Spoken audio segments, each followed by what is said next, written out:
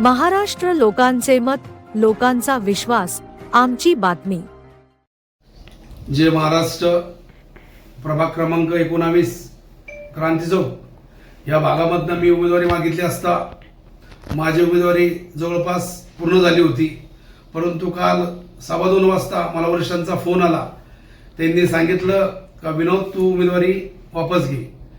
मी माझ्या वरिष्ठांचं ऐकून मी उमेदवारी माझी वापस घेतली आणि काल आज जे आपल्या संभाजीनगरमध्ये काही कार्यकर्ते मंडळी बीजेपीचे असेल शिवसेनेचे असेल जे नाट्यमय करत आहे ते चुकीचं आहे।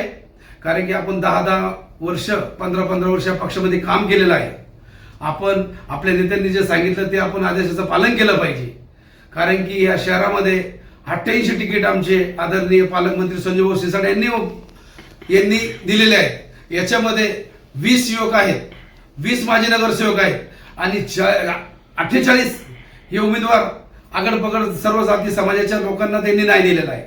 संजय भाऊ सिरसाट हे असे नेते आहेत सर्व समाजाला सर्व लोकांना घेऊन चालणारे नेते आहेत। जसे मुख्यमंत्री शिंदे साहेब सर्व जाती मातेच्या लोकांना घेऊन चालतात, सिरसाट साहेब सुद्धा संभाजीनगरामध्ये सर्व लोकांना न्याय दिलेला आहे।